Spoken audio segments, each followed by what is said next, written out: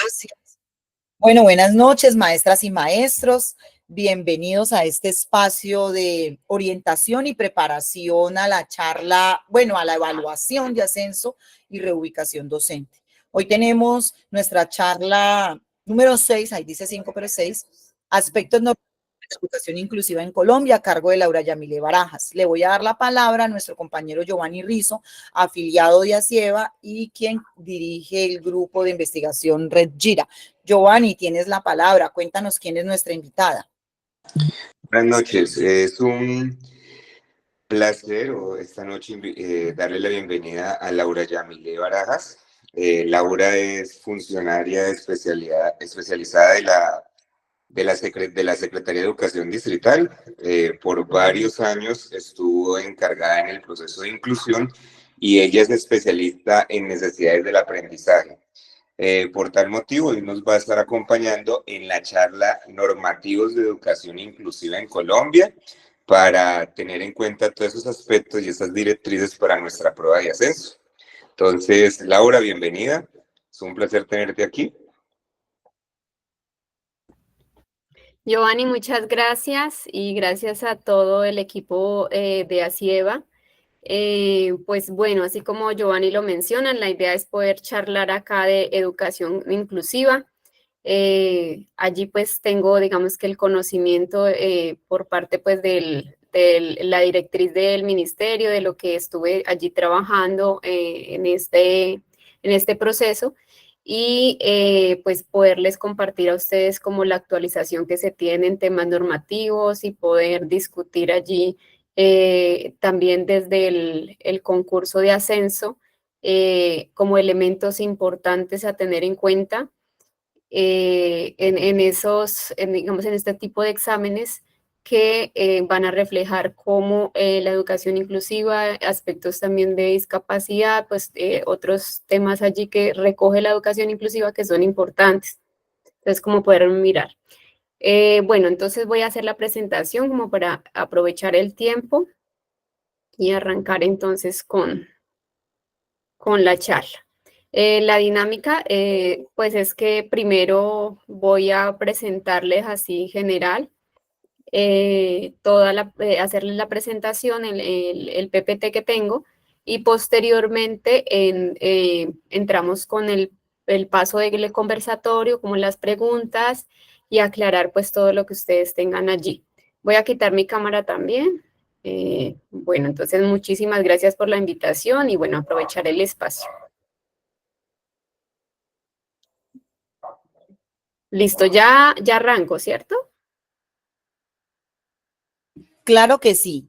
Listo. Tienes el tiempo para ti. Ok, bueno, listo, profes. Entonces, hablando un poco acá del tema normativo, la educación inclusiva en Colombia recoge varios aspectos desde la normativa internacional.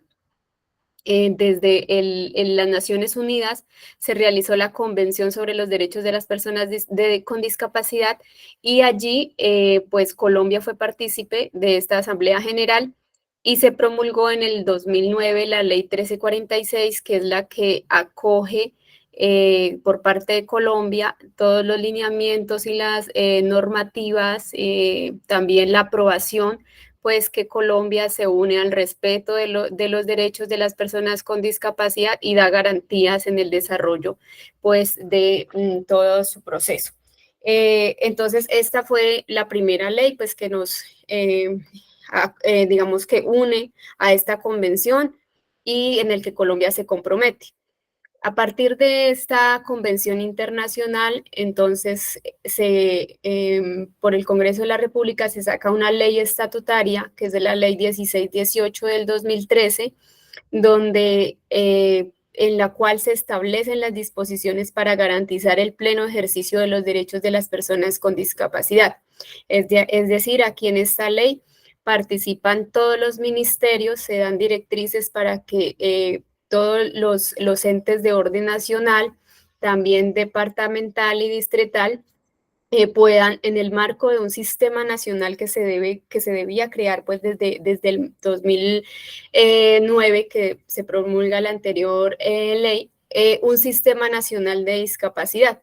Entonces, todos los ministerios allí confluyen para garantizar los derechos de las personas con discapacidad, y entonces se habla de responsabilidades de inclusión social, de inclusión real y efectiva en todos los escenarios en donde pues, se desenvuelve el ser humano, en las políticas, en los planes, en los programas y en la cultura pues, que se desarrolla. Entonces, el Ministerio de Educación tiene allí su apartado, que es en el artículo 11, y allí se establece cuáles serían esas obligaciones como ministerio, como sistema educativo al cual nosotros, pues, como docentes, como educadores, como funcionarios públicos, pues, nos enfrentaríamos, ¿cierto? Entonces, a partir de allí, pues, el ministerio establece su normativa. No tenemos una norma general o un decreto, una ley que recoja todo lo de educación inclusiva, porque hay varias poblaciones que se enmarcan allí en el término inclusivo, pero está un decreto que es el que regula una población que es como una de las más afectadas en vulnerabilidad y de pronto en discriminación, en temas de segregación, que es las personas con discapacidad. Entonces, el decreto 1421 de 2017, que es el que reglamenta en el marco de la educación inclusiva la atención educativa a personas con discapacidad, y establece allí como muchas definiciones que se van a tener en cuenta en el entorno educativo, en el aula de clase, y pues que vamos a profundizar un poquito hoy, pero hay mucha otra normativa que recoge otras poblaciones. En este decreto, entonces, se menciona el concepto de educación inclusiva en general. Aquí en este concepto no se habla solo de la persona con discapacidad, sino que es un concepto más amplio. Entonces, dice que es un proceso permanente que reconoce, valora y responde de manera pertinente a la diversidad de características, intereses, posibilidades, expectativas de los niños, niñas y adolescentes. También las personas adultas entran aquí, cuyo objeto es promover su desarrollo, su aprendizaje y su participación con pares de su misma edad, ¿sí? Y allí es facilitarles un ambiente de aprendizaje común, sin discriminación o exclusión alguna, y que garantice en el marco de los derechos humanos los apoyos y los ajustes razonables. O sea, aquí ya empezamos a hablar de apoyos y ajustes, que es uno de los elementos importantes en este decreto. Dice que son requeridos en su proceso educativo a través de prácticas políticas y culturas que eliminen las barreras existentes en el entorno educativo. Es decir, que allí es mirar que todo lo normativo que salga institucional, desde la misma institución educativa, desde la secretaría, pues se trabaje con esta direccionalidad de educación inclusiva. Lo mismo las prácticas y también tener una cultura dentro de la institución educativa. En general, pues esto es una definición que nosotros a veces como de pronto desde esta mirada más de ciudadanos, vemos que el gobierno pues implementa, saca pues esta normativa y a veces es como el mundo ideal, y sabemos que hay situaciones en las que a veces no se puede garantizar toda la educación inclusiva, también por las limitaciones en recursos, las limitaciones en apoyos, y sí, los limitados, digamos, aspectos que tienen allí las instituciones para poder funcionar de manera, pues, como un mundo ideal o como se esperaría que funcionara el sistema educativo público. Entonces, bueno, esto es en general la definición. Hay que tener en cuenta así como esos aspectos que a veces pues se salen del control del maestro, pero que el decreto allí lo menciona como si fuera pues lo ideal y lo que debería tener un establecimiento educativo. Y en estas pruebas, en estos concursos, pues siempre se va a responder sobre lo que debiera ser, lo que está allí en el decreto y lo que se debería de verdad trabajar en las instituciones, aunque de pronto la realidad para muchos de nosotros pues sea diferente. Entonces, tener como presente eso, pues que siempre está aquí como el mundo soñado, y hay aspectos que no, pues definitivamente no, en la práctica uno ve que no. que no. Entonces, bueno, hablando en general de la educación inclusiva, encontramos que hay muchas otras poblaciones que están allí, en esa misma bolsa de educación inclusiva. Entonces, son todas las poblaciones que están sujetas a especial protección constitucional o que tienen condiciones específicas. Entonces, son allí defendidas, digamos, apoyadas y protegidas por la Corte Constitucional. Encontramos aquellas niños y niñas con trastornos del aprendizaje y del comportamiento, niños, niñas y jóvenes, trabajadores, víctimas del conflicto, el tema de la discapacidad, que es uno de los más amplios en la educación inclusiva, los jóvenes en condición de enfermedad, la educación intercultural y para los grupos étnicos, encontramos educación para personas jóvenes y adultas, todo como este es lo que llamamos los ciclos de adultos. Encontramos el sistema de responsabilidad penal para adolescentes, los talentos o capacidades excepcionales, que allí coloqué también la normativa. Está en el momento, pues fue los primeros lineamientos dados en el decreto 366 de 2009 y posteriormente el decreto 1075 lo recoge. Entonces, este decreto 366 ya está incluido en el 1075 y allí toma elementos de cómo se debe dar esa atención a las capacidades y los talentos excepcionales. Está también todo el enfoque diferencial de los sectores sociales, LGBTI, y están los niños y jóvenes en extraedad, todo el tema de metodologías flexibles y la educación rural. Digamos que todas estas poblaciones entran dentro de los procesos que nosotros conocemos como promover una educación inclusiva para todos y todas. Bueno, entonces, como les venía comentando, vamos a hablar un poco pues, de las limitaciones físicas, el tema de la discapacidad. Aquí hay una normatividad adicional pues, que se promulga desde la Constitución Política de Colombia, desde el artículo 68. Allí ya nos mencionan que la educación de personas con limitaciones, con talentos excepcionales, es obligación del Estado. Entonces, por tanto, pues nosotros como docentes y servidores públicos debemos garantizar también esos derechos desde esa mirada pues de Estado.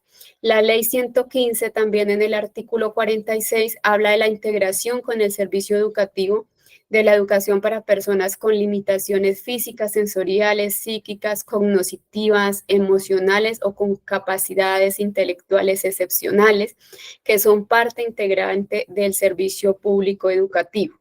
Entonces, eso es importante porque más adelante vamos a ver cómo el decreto empieza a regular estos aspectos y empieza a convertirlos en un tema pues, de obligatoriedad del sistema público. Está también la ley 2216 del 2022, en la cual ya se habla de promover la educación inclusiva y el desarrollo integral de niños, niñas y jóvenes y adolescentes con trastornos específicos de aprendizaje. Entonces ya aparece aquí otra ley que nos complementa el 1421 y habla ya de los trastornos. Aunque esta ley no se ha profundizado mucho, sí ordena al Ministerio de Educación ya implementar también parámetros, implementar directrices de cómo atender los trastornos específicos en el ambiente escolar. Entonces también se habla de los ajustes razonables y de un diseño universal, que ya miramos esas definiciones. Y otra normativa que también hay que tener en cuenta en la educación inclusiva es el decreto 1470 del 2013, que también está consignado dentro del decreto 1075, también lo recogió, y este decreto regula o reglamenta más el apoyo académico especial, que también pues viene desde la ley 1384 del 2010 y 1388 del 2010 para la población menor de 18 años. Esto por ahí ustedes lo han escuchado de pronto también, lo que tiene que ver con niños con cáncer, con una enfermedad terminal, con aulas hospitalarias, que a veces están o no están asociados a un tema de discapacidad. Pero es un decreto que también allí establece pautas de cómo atender a los estudiantes con estas dificultades, más que todo hospitalarias. Bueno, entonces esa es como una normatividad que podríamos profundizar. La encuentran, pues digamos, en la página del ministerio encuentran también documentos donde amplían un poco más esta normativa para las otras poblaciones, pero como es muy amplio el tema de educación inclusiva, pues quiero como profundizar más en el PIAR y en todos los aspectos del 1421. Bueno, en general está vigente y pues tenemos que trabajar todos en la Agenda 2030 de los Objetivos de Desarrollo Sostenible.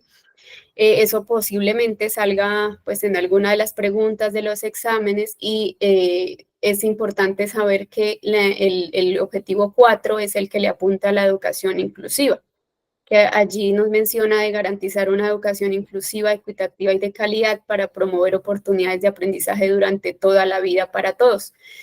Desde allí entonces fue que salió el término que más ha movilizado al ministerio, que es tener trayectorias educativas completas, es decir, que todas las personas sin excepción se suban al bus y terminen el viaje completo, no se queden por el camino. Entonces, prácticamente este es el objetivo de desarrollo sostenible que habla de una trayectoria educativa completa.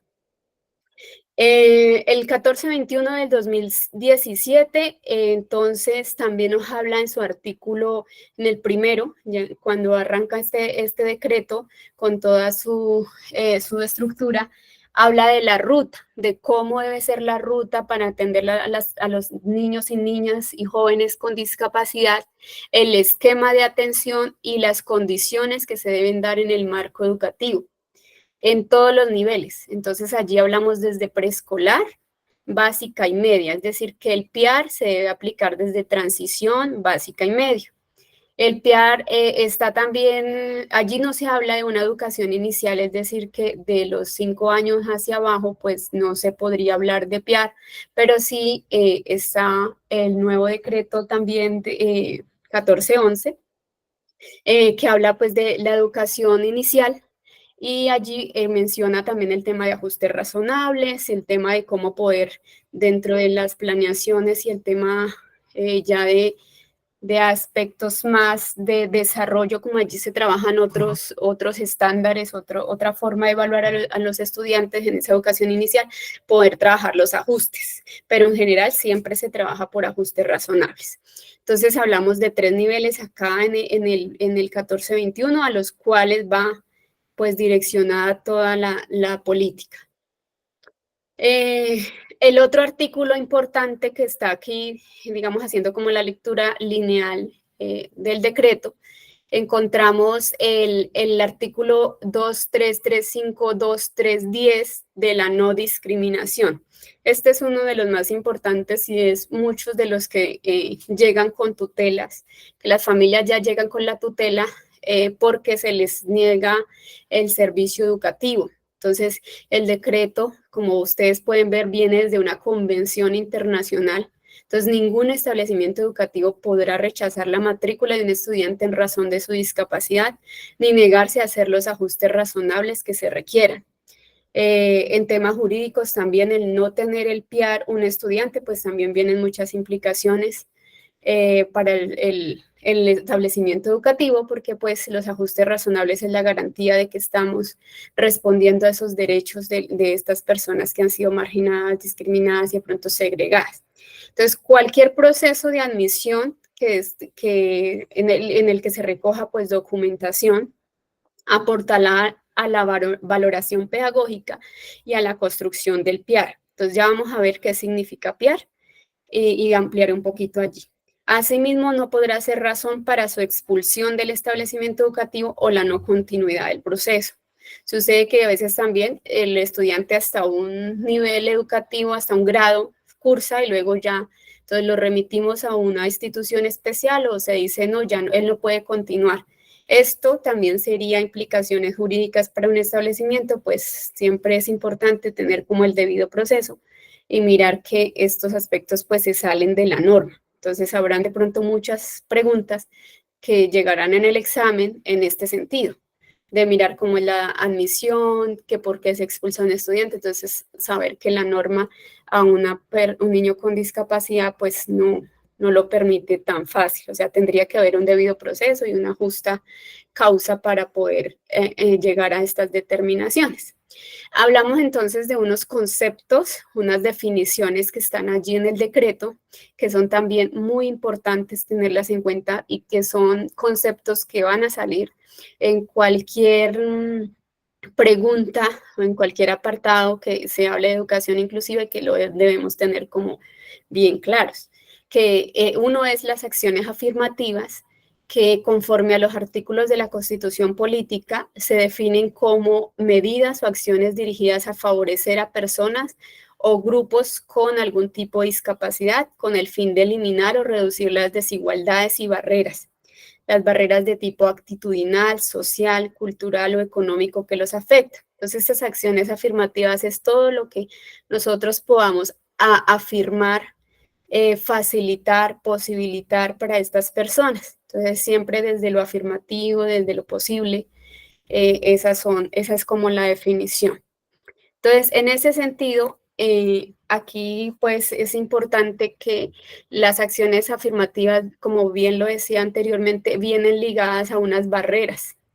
Estas barreras es importante conocerlas y de pronto identificar si están sucediendo en el entorno educativo y de pronto pueda salir algunas preguntas en algún examen que nos entre allí a cuestionarnos si efectivamente son barreras o estamos haciendo o no estamos haciendo una educación inclusiva pertinente, ¿cierto? Entonces encontramos las barreras actitudinales que nos hablaba aquí el decreto en el concepto de acciones afirmativas, que son esas barreras que se tiende a suponer que el alumno con discapacidad no es nuestro alumno. Entonces, es decir, son esos niños, son los niños de inclusión, son otros, y esos son términos pues que definitivamente no van con la normatividad, no va con lo que se espera, no va con nuestro mundo ideal que quisiéramos tener en nuestros sistemas educativos. Entonces, esas barreras actitudinales. Y también pensar que el alumno, pues es el alumno del profesor de apoyo o es el alumno de un terapeuta, de una persona especializada y por tanto no es el alumno del docente. Entonces, son barreras actitudinales. Las metodológicas, entonces, pensarnos que vamos a trabajar con niveles de aprendizaje semejantes entre el alumnado. Entonces, es como allí tener como el mismo rasero para todos, decir, yo aplico esta metodología, mi evaluación para todos es una evaluación escrita y el que no sepa leer, pues tiene 0, entonces como pensarnos allí que sí, efectivamente hay estas barreras donde nosotros imponemos una metodología rasera, homogeneizadora para todos, o definitivamente pues sí se pueden hacer allí elementos más flexibles, más particularizados. En las organizativas es también trabajar con los grupos de estudiantes, de alumnado, desde una mirada también segregadora. Entonces, es decir, allí en este grupo, pues tengo los estudiantes que más avanzan. En este otro equipo de trabajo, pues están los menos avanzados, los que van un poco más lento. Y o también las organizativas es cuando instituciones educativas tienen el aula de estudiantes con discapacidad cognitiva o este aula es de los más lentos, digamos, con más dificultad en el aprendizaje y estos es de los más avanzados. Entonces, cuando hay ese tipo de organizaciones, estamos afectando esos procesos de diversidad, esos procesos de inclusión, porque entre más población diferente esté en nuestras aulas, hay mayor riqueza y según la convención, pues deberíamos tener allí unas oportunidades de talentos y de habilidades donde aprendan unos de otros. Entonces, por tanto, cuando se agrupan así, pues entraríamos a hacer barreras para las personas con discapacidad.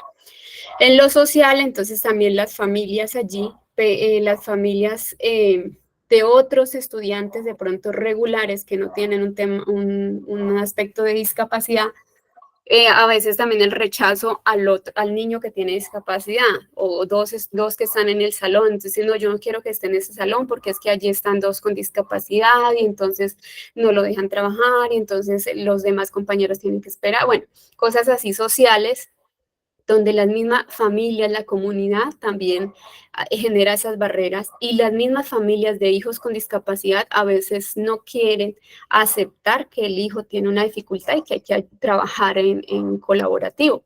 Entonces también la no aceptación es una barrera social.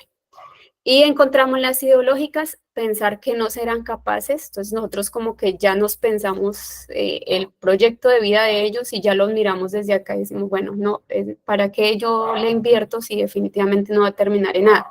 Eso es ideológico porque no sabemos pues hasta dónde pueda dar el estudiante. Lo mismo las actitudinales, que el rechazo, el menosprecio, esto es más que todo para que los estudiantes participen, ¿no? Estas barreras llama de participación en el aula.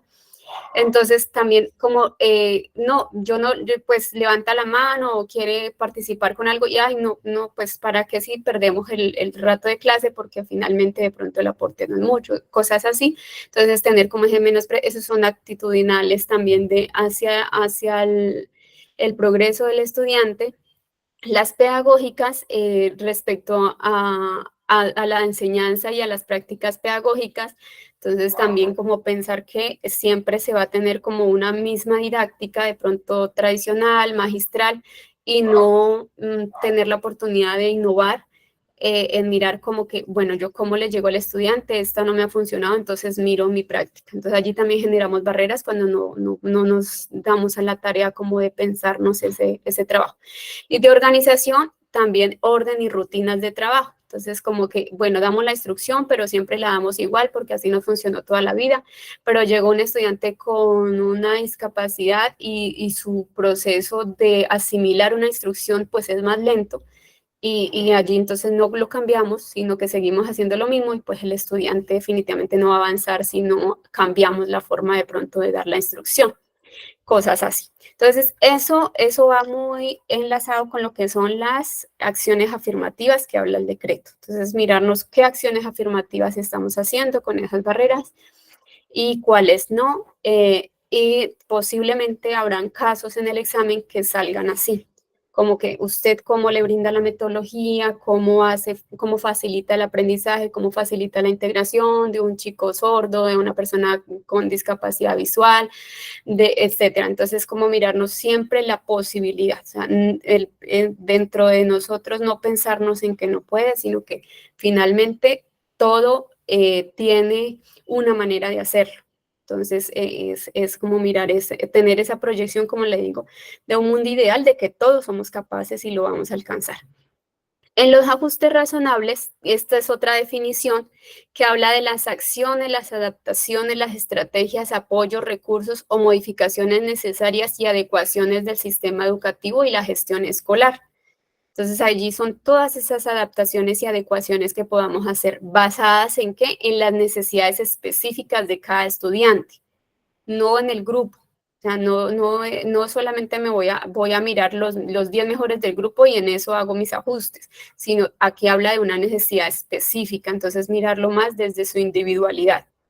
Y mirar que esos ajustes, que esto que tiene esta necesidad persiste a pesar de que se incorpore el DUA. El DUA es el diseño universal del aprendizaje, que también está aquí la definición y también lo establece el decreto 1421.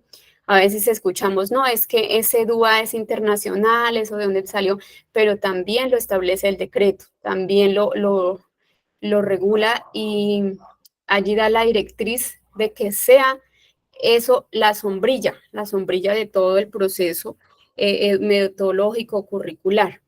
Pero a veces esto se deja como a un lado, pero sí es importante y bueno, ya lo miraremos. Garantiza que los estudiantes con discapacidad puedan desenvolverse con la máxima autonomía en los entornos en los que se encuentran. Los ajustes razonables deben garantizar eso, que tenga cada vez más autonomía, que se pueda desenvolver. Y estos ajustes pueden ser materiales e inmateriales y no dependen de un diagnóstico, sino de las barreras visibles e invisibles. O sea, cuando yo les mostraba las barreras, allí como ustedes pueden ver, no hay nada de salud. No dicen, no, es que la barrera es que pues, el niño trae una hiperactividad y pues yo no la voy a manejar. Entonces, no, miremos que no dependen de un diagnóstico el hacer ajustes razonables. Definitivamente el diagnóstico no siempre, no todas las veces ha ayudado a un maestro a impartir su clase o a decir cómo hacerlo o no hacerlo desde la pedagogía, porque el diagnóstico de eso no me va a decir. El experto allí en pedagogía, pues siempre va a ser el maestro. Entonces es pensarnos en esas barreras visibles e invisibles. Bueno, entonces esto está también allí en el decreto y miramos aquí entonces el DUA, el diseño universal para el aprendizaje. Está establecido allí la definición es que el DUA comprende el diseño de entornos, es decir, toda la infraestructura física también, el diseño de programas, currículos y servicios educativos pensados para hacer accesibles y significativas las experiencias de aprendizaje, para que todos los estudiantes participen a partir de reconocer y valorar su individualidad.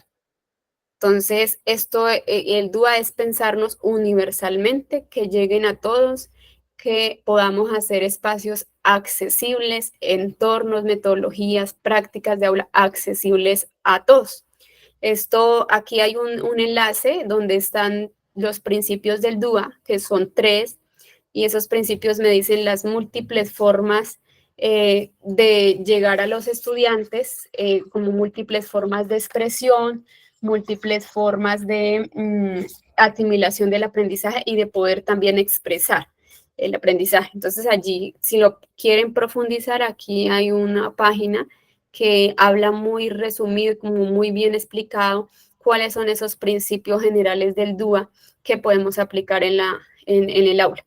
Y como les decía, esta es la sombrilla, o sea, el DUA, como su nombre lo indica, universal, debe ser lo macro. Entonces, debe planearse incluso, pues, estar dentro del proyecto educativo institucional, luego estar inmerso en el currículo de la institución y del currículo pasar a las áreas y a las planeaciones de asignaturas, de cómo yo lo implemento, cómo este enfoque, pues, está allí visible en todo el trabajo, en toda mi práctica docente.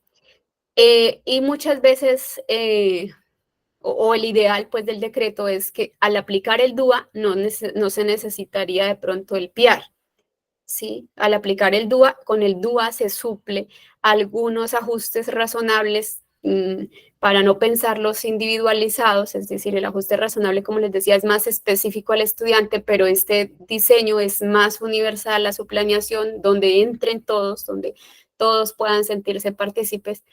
Entonces, cuando el DUA funciona muy bien, posiblemente el PIAR entraría a sobrar. Pero como es una obligatoriedad también, como yo les decía, desde lo jurídico es recomendable que estén los dos, que el diseño universal se implemente y que también se lleve a cabo el PIAR especialmente, obligatoriamente para los estudiantes con discapacidad, es decir, que tengan un diagnóstico y que estén registrados en CIMAD con discapacidad. Las otras personas que tienen pronto otro tipo de situación médica, no es obligatorio, pero sí entramos también a regular el tema de ajustes razonables, que el decreto también lo habla, que no es necesario pues tener el documento del PIAR en estos estudiantes que no tienen discapacidad, pero sí de garantizarle los ajustes. Bueno, entonces continuemos. El PIAR, como les decía, es individual, es plan individual de ajustes razonables como una herramienta utilizada para garantizar los procesos de enseñanza y aprendizaje de los estudiantes. Entonces, el PIAR es ese formato que tenemos allí, pero no es un formato más para llenar y guardar en el cajón, sino que tiene que ser vivo, o sea, me tiene que servir para mi planeación y me tiene que servir también para los procesos de mejoramiento institucional. Entonces, esto es un plan vivo, una herramienta, un instrumento que yo uso para poder acompañar al estudiante y usarlo también para mí como maestro. ¿Basados en qué? En la valoración pedagógica. Todo el PIAR lo más importante es que tenga una valoración pedagógica para yo iniciar a trabajarlo, a diligenciarlo, a construirlo con la familia y con el estudiante. Si no es necesario que tenga un diagnóstico, no es obligatorio que tenga el diagnóstico, pero sí en el diligenciamiento, ¿no? En el diligenciamiento, pero sí lo más importante es la valoración pedagógica. Y allí, pues entonces, basados en esa valoración pedagógica y social que incluye los apoyos y ajustes razonables requeridos, entre ellos los curriculares de infraestructura y todos los demás necesarios para garantizar el aprendizaje, la participación permanente, la permanencia y la promoción. Es decir, que tenga acceso, que el estudiante también permanezca en la institución, que haya una evaluación y que haya un progreso y una promoción al siguiente grado. Eso es lo que me garantiza el PIAR. Entonces, es un insumo para la planeación de aula del docente y el plan de mejoramiento institucional. Y como les decía, es un complemento a las transformaciones realizadas con base en el DUA. O sea, complementa el diseño universal del aprendizaje. Aquí hay unos alcances de la educación inclusiva dentro de estas definiciones, que lo que nos brinda es que efectivamente el estudiante con discapacidad tenga presencia, es decir, se le garantice el acceso y la permanencia.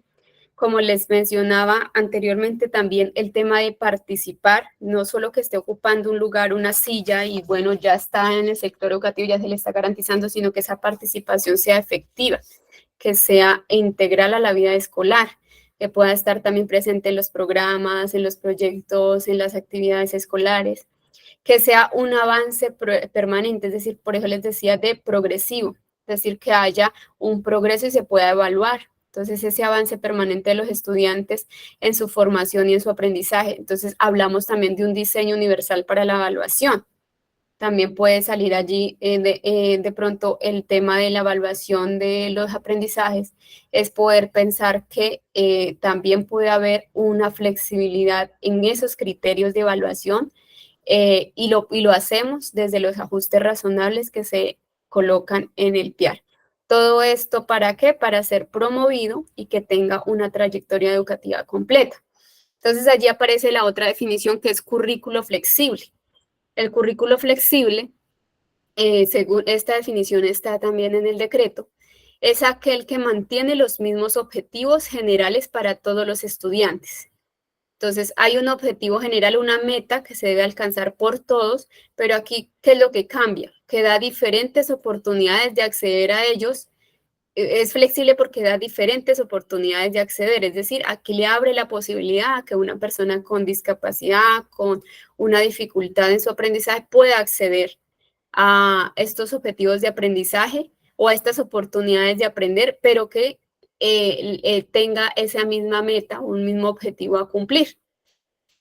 Organiza su enseñanza desde la diversidad social, cultural, de estilos de aprendizaje de sus estudiantes y proporciona a todos y todas la oportunidad de aprender y participar. Entonces, aquí hablamos de estilos y ritmos de aprendizaje. El diseño universal está muy enmarcado en estilos, en facilitar diversos estilos y formas de poder recibir el aprendizaje.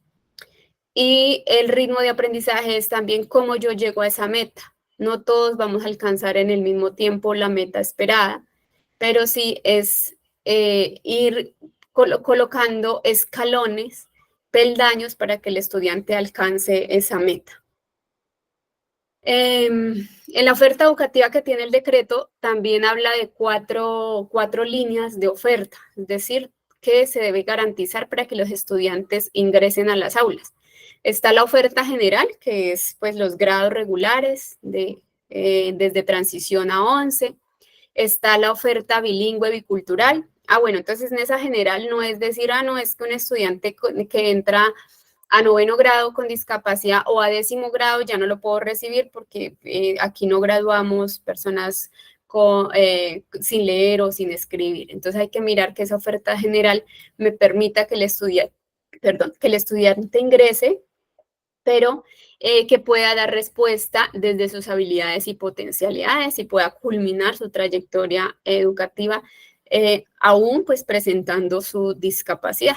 El bilingüe bicultural se refiere a la población sorda y esta es la única oferta que sí es centralizada o agrupada, porque cuando hablamos de cultural, entonces hablamos que allí pues hay una comunidad. Entonces cuando hay comunidad, pues desde directrices de facilitar o de garantizar también en las comunidades el desarrollo pues de toda su cultura, de toda su identidad, pues no se puede segregar comunidades. Entonces la población sorda es una comunidad y lo se denomina la oferta bilingüe bicultural. Entonces, aparte de aprender pues su segunda lengua, es la lengua escrita, pueden también desarrollar otros aspectos culturales. Entonces, la única que se concentra en establecimientos educativos. Las otras no, o sea, no es correcto tener un establecimiento con grados escolares con sola discapacidad cognitiva, con sola discapacidad psicosocial, mental, etcétera. No, eso pues no es el ideal. Lo único que lo garantiza aquí el decreto es el bilingüe bicultural. La hospitalaria domiciliaria, pues es una oferta para estudiantes que tienen asociada una discapacidad y que su atención debe darse en hospital o si está en convalecencia, también en la casa, en su domicilio. Entonces allí también pues hay que pensarse esos ajustes razonables y trabajar de la mano con las secretarías de educación en cómo se puede pues acompañar y garantizar a estos estudiantes su educación. Hasta pues hasta su proyecto de vida, o sea, siempre pensarnos en que ellos también pueden tener un proyecto de vida. En los adultos también se trabaja la discapacidad, las personas adultas, los ciclos de adultos pueden allí trabajar el tema de PIAR, también se trabaja, también se implementa y es importante que pues, se reconozca también la garantía del derecho de estas personas. Bueno, aquí les traje el documento PIAR para familiarizarnos un poco. De pronto, bueno, ustedes muchos ya lo manejan, pero aquí tener presente que hay aspectos importantes. Aquí está la caracterización del estudiante, donde viene pues toda su información general. Y aquí viene la parte de valoración pedagógica. Esto es muy importante porque allí el PIAR nos permite tener como esas altas expectativas de los estudiantes con discapacidad. Entonces hablamos de capacidades, de gustos, de intereses, de aquellos proyectos que tiene, sí, que tiene la familia, que busca el estudiante. No siempre el PIAR es para hablar de lo negativo, sí, para decir, no, es que mira, tiene el diagnóstico y el diagnóstico me menciona esto y aparte no lee, no escribe, no. El plan individual de ajuste razonable es más que todo para mirar esa potencialidad que tiene. Entonces, esta primera parte es de la información general y la parte de valoración. Y hay una parte de salud, como les mencionaba. Esta parte, si aún la familia no tiene el diagnóstico, no por eso no se le debe llenar PIAR, ¿no? Se le debe llenar el PIAR y hay también un tiempo para que la familia traiga o aporte el diagnóstico a la institución educativa. Y esto también se debe hacer pues con un debido proceso. No es de pronto orientar a la familia o la familia matricula al niño y a los 4 meses decirle, venga, pero usted no me ha traído el diagnóstico, entonces no podemos trabajar el PIAR o algo, sino también desde el inicio, desde la matrícula, informar por escrito lo posible que debe remitirse a salud, que debe presentar estos documentos y hacerle seguimiento trimestral a qué ha pasado con el tema de salud. Entonces es como mirar eso, pero esto va corriendo, o sea, mientras la familia está haciendo eso, el PIAR debe irse elaborando, o sea, debe estar, mejor dicho, marchando. Se elabora en los primeros 3 meses que inicia el año, pero debe ir marchando y se deben ir ejecutando todas las acciones que aquí se consignen.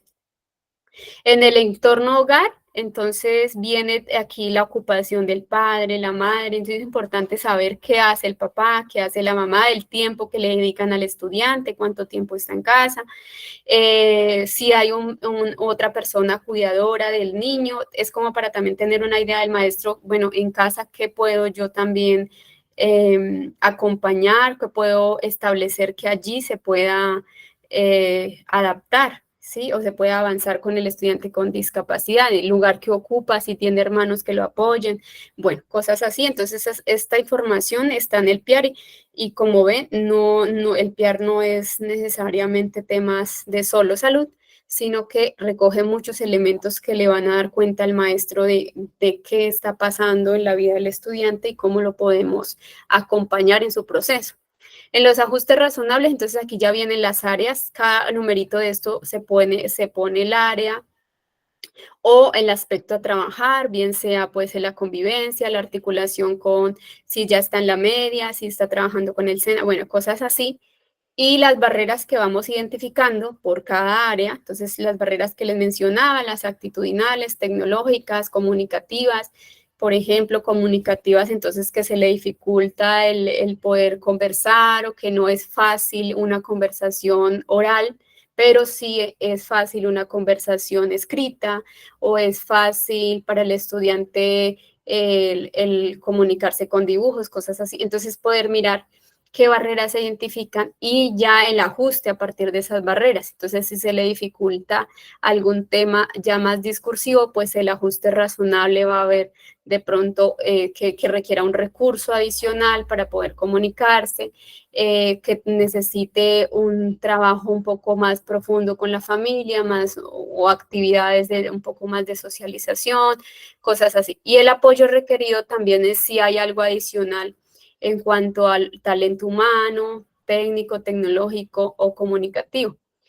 Por ejemplo, en talento humano, cuando hay una discapacidad a veces muy fuerte como es el autismo, que a veces necesita contención, entonces poder mencionar allí eso también si la familia lo manifiesta, que si está recibiendo un apoyo terapéutico se coloca. Entonces, sí se requiere el apoyo terapéutico que viene con su servicio de salud.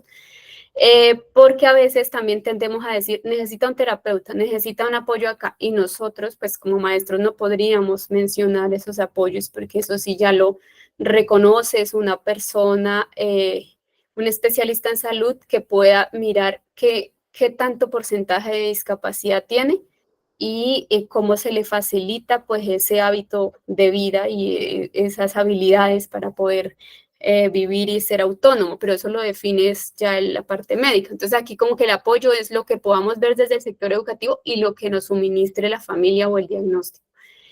El descripción de tipos de apoyos y ajustes, entonces como poder relatar allí por qué pedimos un computador, entonces el computador tiene que tener letra grande o una tablet, cosas así, entonces ¿por qué? Y el seguimiento, o sea, hacerle el seguimiento, como les decía, pues es importante por lo menos 3 veces al año hacerle seguimiento al PIAR, no es tampoco llenar un nuevo PIAR cada 3 meses, sino sobre este mismo poder hacer ajustes razonables, poder seguir actualizando estos ajustes que ya se traen. Y hacerle seguimiento pues a cómo ha avanzado. Y el acta de acuerdo se firma con la familia, entonces allí por eso ellos tienen un compromiso de corresponsabilidad muy importante y firma todos los docentes, si es en el caso de secundaria o en el caso donde hay varios docentes que se rotan para un mismo estudiante, entonces el PIAR debe elaborarse en conjunto, ¿sí? Entonces allí firman varios docentes. Si es solamente un docente, pues será el docente el que firme. Se sugiere que también sea partícipe de del PIAR el docente orientador, el docente de apoyo pedagógico o el coordinador pedagógico. Alguno de ellos puede ser o pueden ser los 3 que firmen también allí. Lo importante es que el decreto menciona que el PIAR lo tiene que liderar el docente de aula, no el profesional de apoyo. Ellos simplemente son personas que asesoran y que apoyan al maestro en su diligenciamiento, en la gestión con alguna de las otras redes que requiere el estudiante, para el entorno y la cultura de la institución, pero esto es una responsabilidad del maestro de aula.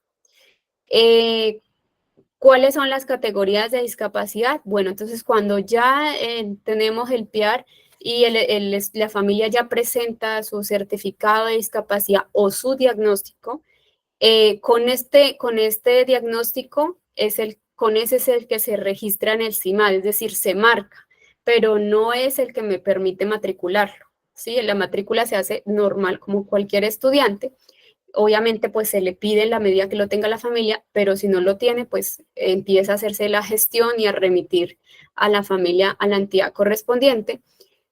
Pero ya cuando tenemos el documento es que se marca en el CIMAT y se marcan algunas de estas. No es que me presenta un documento que dice tiene trastornos del desarrollo psicomotor y bueno, cosas así, y no está acá. O sea, si no está catalogado acá, pues no se podría marcar en el CIMAT como una discapacidad. ¿Por qué? Porque estas categorías las ha establecido un grupo de expertos en salud, incluso a nivel internacional, y la resolución 113 del 2020 pues acoge y establece que son estas 7 categorías que se establecen solo estas como discapacidad. Hay unas subcategorías que las encontramos en el CIMAT, como por ejemplo la discapacidad auditiva, que ya se clasifica en usuario de lenguas de señas colombiana o usuario del castellano, es decir, como aquellos estudiantes que aparte, pues que tienen su discapacidad auditiva, pero usan de pronto un audífono, entonces con esto pues pueden usar el castellano, entonces allí está como lo híbrido entre lo auditivo y pues el uso de su audífono. El discapacidad visual, entonces también tenemos la ceguera o la baja visión, por eso entonces allí se subdivide, pero esas categorías ya pues en el CIMAT. La sordoceguera, la discapacidad intelectual y la psicosocial también. Está la psicosocial que es con el plano mental y la del trastorno del espectro autista, que también se clasifica dentro de la psicosocial. Y la discapacidad múltiple, que es cuando presenta más, 2 o más de estas categorías que están allí. Entonces ya decimos que tiene una discapacidad múltiple. ¿Qué no es discapacidad? Entonces, los trastornos por déficit de atención con o sin hiperactividad, es decir, el TDAH, el TDA, que siempre decimos, no, este estudiante tiene una hiperactividad y hay que registrarlo con discapacidad y hay que hacerle PIAR. Como les decía, no es obligatorio el PIAR para estos estudiantes con trastornos. Ahora, que hay muchos colegios que lo pueden acoger, porque eso va también en la autonomía institucional. El documento es de política pública, lo establece el ministerio, el PIAR lo establece, pero cada institución, cada establecimiento puede acogerse. En qué momento puede de pronto usar también esa herramienta para marcar allí los ajustes razonables.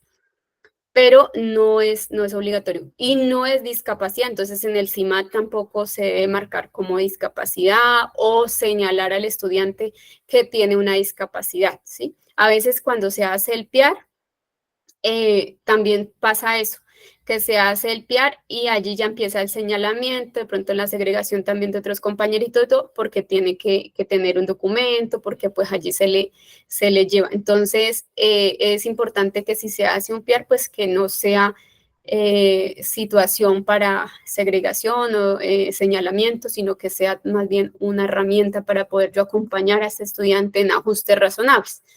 Entonces, bueno, están los trastornos de déficit, los trastornos específicos, los trastornos del neurodesarrollo y dado el impacto que pueden tener estos en el desempeño escolar y la convivencia, pues se atienden y dice, se suele creer que quienes lo presentan son personas con discapacidad, pero no lo son. Sin embargo, las niñas, niños y adolescentes que los presentan requieren apoyos y ajustes razonables, como les mencionaba, que contribuyan a garantizar su desarrollo, aprendizaje y participación. O sea, la mayoría de estos estudiantes van a requerir también los apoyos y los ajustes razonables. En este sentido, pues es importante mirar dónde los consignamos, dónde colocamos esos ajustes y esos apoyos para los estudiantes con un trastorno. Pues como les decía, puede optarse por el PIAR o puede optarse por otra herramienta.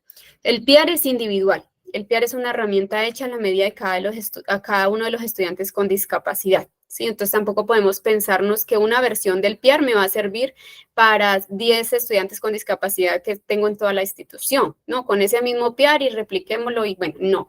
Es individual, tiene unos contenidos solo para ese niño, y pues es un documento vivo que responde a la realidad actual del estudiante y que va a cambiar con el tiempo, va dando pues avances. Por eso se debe incluir una descripción de la persona, de su contexto familiar y social, los ajustes que se desarrollan y qué funcionan y qué no.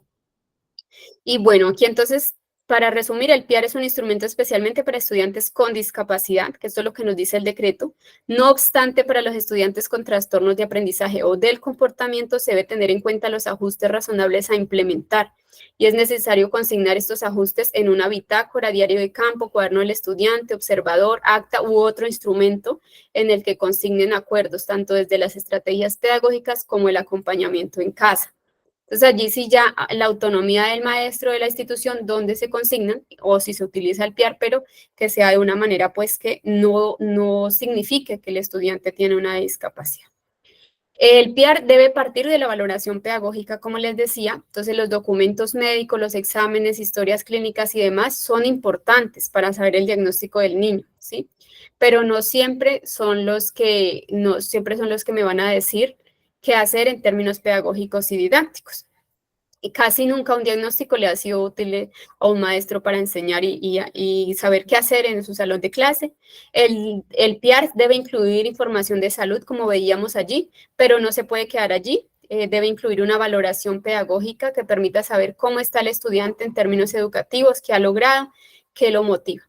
Entonces, en la valoración pedagógica encontramos, esta es como un aspecto general que me dice que es aquella que permite reconocer las habilidades de comunicación, de aprendizaje, afectivas, emocionales, motoras, de independencia y de cuidado. Y conocer el contexto cercano de la familia. Esto es lo que es una valoración pedagógica, pero por este lado, dice, la valoración pedagógica no es, que solemos confundir con valoración pedagógica. No, es que la valoración pedagógica es la que es la que me trae el papito en el documento médico, es decir, el diagnóstico médico lo tomamos como la valoración. No, la valoración es esta otra parte, donde yo miro cuáles son sus habilidades de comunicación, de aprendizaje, efectivo, etc. 2, la aplicación de pruebas estandarizadas. Entonces, pensar que la valoración pedagógica también es en un documento que me diga el coeficiente intelectual y eso ya es una valoración. No es una valoración y estaría, pues, también dentro del decreto se menciona que es también segregar y señalar el tema de pedir el coeficiente intelectual de los estudiantes. Liderada por los profesionales de salud. No, la valoración, como es pedagógica y lo he mencionado varias veces, tiene que ser por los docentes. Esta valoración la hace el docente porque es cuando observa a su estudiante desde la comunicación, desde el aprendizaje, desde lo afectivo, desde lo que le gusta, desde lo que le interesa, de cómo es independiente, etc. Y la valoración no debe ser para enfocarse en lo negativo o lo que le falta, como mencionaba también. No debemos allí pues mirar que está mal en esto, que le falta lo otro, que en todo lo negativo, ¿no? Sino más bien poder mirar esos talentos que se puedan tener. Bueno, entonces aquí yo traje como un repaso de 3 preguntitas antes de pasar a las inquietudes, poder como hablarlas. No sé si allí pues me puedan ayudar en el chat, ustedes escribir si la respuesta es A o B, a ver, de acuerdo pues a lo que hemos hablado, si se ha comprendido pues como toda esta normatividad.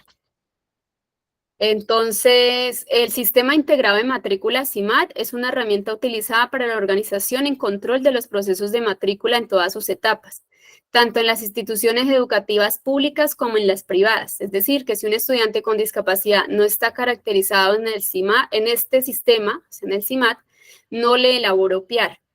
A, es correcto, dado que el diagnóstico médico es el único medio que me permite identificar los ajustes razonables a incorporar en el PIAR. O B, es incorrecto, el decreto 1421 indica plan individual de ajustes razonables y apoyos razonables, que es una herramienta de planeación docente obligatoria en colegios públicos y privados y permite la materialización de la educación inclusiva. ¿Cuál contestaron? No sé si hay alguien que allí me... Sí, mayoría B. Laura. Ok, ¿alguno contestó el A? Miro. Hasta ahora ninguno. Vamos a ver. Ok, perfecto. Entonces, B. voy bien como maestra. Muy bien. La B es la B. Definitivamente, pues como hablábamos, si no hay diagnóstico, el mundo ideal es recibir al estudiante aún con sus dificultades, y poder hacer ese proceso de valoración en los primeros 3 meses y acompañar a la familia. No, no digo que la responsabilidad sea de educación, de que el diagnóstico esté, pero sí entregar las gestiones, entregar una carta donde se le dice, papá, mamá, usted tiene que hacer esto en el marco del decreto 1421, acercarse a salud y hacer esto. Entonces, como remitirlos. Esa es como una gestión que se hace y pues digamos que se cumple con el debido proceso educativo, pero nunca para negarle el acceso. El siguiente, el establecimiento educativo La Torre no tiene profesional de apoyo pedagógico. Por tanto, a los niños y niñas que no cuenten con diagnóstico o con certificado de discapacidad, no se les permite que sea matriculado. La falta de documentos puede impedir la garantía del derecho a la educación. La A es correcto, dado que el diagnóstico médico es el que me garantiza que posee una discapacidad para registrarlo en CIMAT y adelantar el proceso de matrícula. B, incorrecto, el decreto 1421 indica que el diagnóstico no será un requisito que impida la matrícula y en ningún caso será excusa válida para solicitar pruebas de coeficiente intelectual como requisito para el ingreso de personas con discapacidad a la educación inclusiva, aun cuando el estudiante o su familia no disponga de un diagnóstico o de documentos para certificarlo. Se deberá iniciar el proceso de matrícula y la Secretaría de Educación deberá reportar de manera consolidada estas situaciones a la entidad competente para su gestión. Ahí está, muy fácil. En su mayoría. Mayoría B. Todos. Perfecto, todos. Sí, efectivamente, entonces parecido al anterior. El anterior pues nos hablaba del tema del CIMAT para elaborar el PIAR. Entonces, no es necesario en un primer momento. Y aquí es el acceso. Entonces, que a veces les decimos, tiene que tener el certificado de discapacidad, algunos colegios. Entonces, no es necesario tampoco en el ingreso, ni pedir las pruebas de coeficiente intelectual. Bueno, el siguiente es Andrés, estudiante de 6º grado, presenta una discapacidad cognitiva, lo cual ha dificultado su proceso de lectura y escritura. Por lo tanto, es posible afirmar que los ajustes razonables a implementar en el PIAR serían, por ejemplo, A, optimizar el uso de organizadores como mapas conceptuales sencillos, organizadores previos, la comprensión de textos cortos, las preguntas intercaladas, las ilustraciones, los resúmenes y adaptaciones en casa. B, tener un maestro sombra que le apoye el desarrollo de actividades en el aula de clase. O C, dado que no hay proyección de graduarse, se puede limitar los días que asista a clase, 2 o 3 por semana. Entonces, allí, ¿cuáles respuestas? La respuesta, la A. La mayoría. Sí, la A.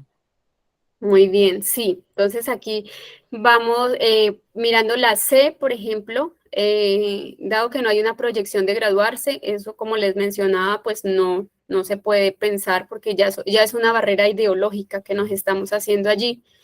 Y lo otro es que a veces se piensa que un estudiante con una discapacidad o con un trastorno de comportamiento, que suele pasar mucho, se empiece a limitar los días para que esté en la institución. Eso es una práctica incorrecta. A veces se hace y pues digamos que como una alternativa para poder regular el comportamiento del estudiante con un trastorno, con una dificultad en lo social, pero esto tampoco es correcto y pues desde el decreto no se permite. La idea es que podamos buscar todas las estrategias, lo alterno que se pueda tener para que el estudiante permanezca en clase, o sea, que no se pueda ausentar ni 1 hora, ni 2 horas, ni un día, ni nada de la institución, sino que podamos tenerlo allí. Por eso hablamos de una permanencia y una presencia. Entonces, el C definitivamente pues no es para ninguno de los casos. El B, tener un maestro sombra, tampoco. A veces suele suceder que lo piden mucho las familias para estudiantes con discapacidades un poco mayores que requieren como un apoyos mucho más allí precisos, pero ese término maestro sombra no existe en ninguna normatividad. A veces lo que se hace es pensar en un apoyo más desde el tipo salud, entonces más desde el terapeuta, más desde la persona que hace de pronto contención, cosas allí, así, pero no en la palabra maestro sombra. Entonces, y eso lo define pues el médico, ¿no? Lo define el sector salud. En lo posible, pues esto no va a aparecer, y si aparece, pues va a ser dentro de sus exámenes, pues algo que es errado, porque no está dentro de la normatividad, y esto afecta la inclusión, el proceso de inclusión, el desarrollo integral de los estudiantes, porque el tener allí una persona que esté sombra, que esté sentado conmigo aprendiendo, pues va a ser señalamiento, va a ser también bullying, y no va a permitir pues que el estudiante interactúe, socialice con los otros y se enriquezca pues de otras posibilidades.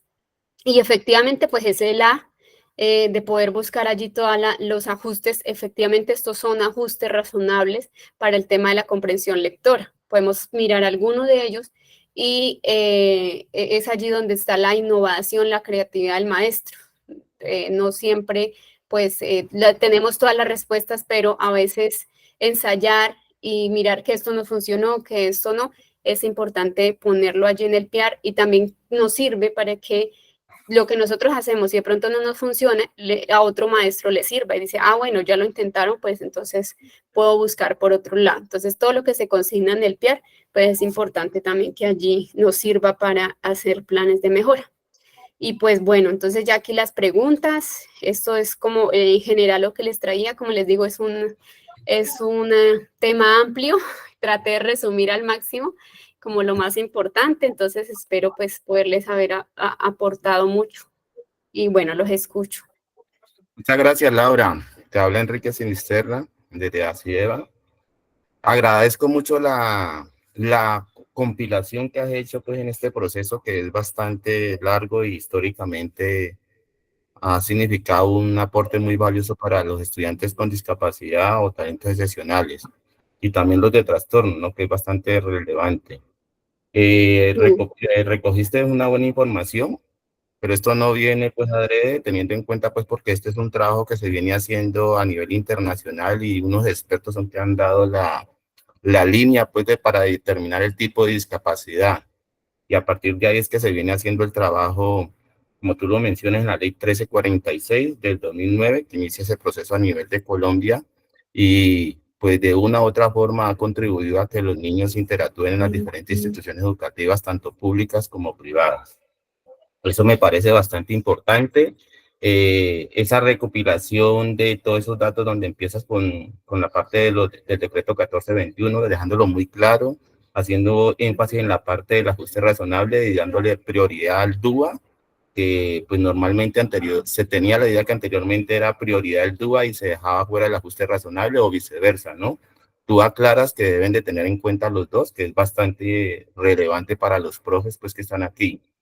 Sin embargo, pues es bueno citar algunos autores que me parece relevante ahorita al finalizar, que tú los menciones, que son de gran importancia pues para este proceso, como Charlot, como Jiménez, como Corregas, como Neiva y Martínez, que son bastante relevantes en este proceso que tiene que ver con la educación inclusiva pues actual, y lo que estamos viviendo nosotros para los procesos de aprendizaje y de enseñanza de los estudiantes con discapacidad intelectual, talentos excepcionales o trastornos que están viviendo.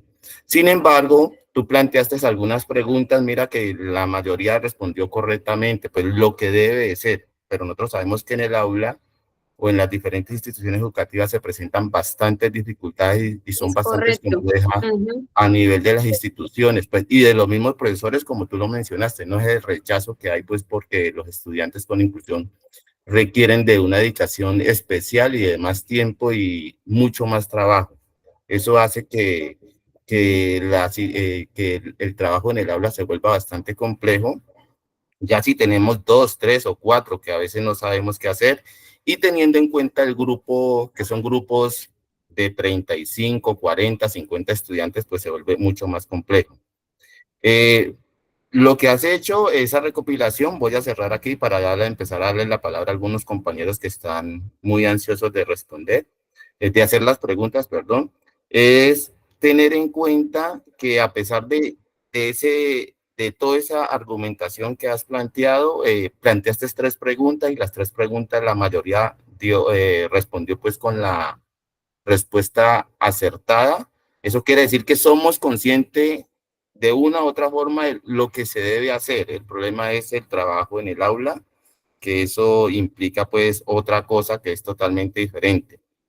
De ahí que en el chat, por ejemplo, la compañera Dora Sepúlveda haya planteado varias preguntas. Voy a cederle el turno a ella porque ella ha planteado varias preguntas en cuanto a lo que tiene que ver el papel del docente en el proceso de la formación.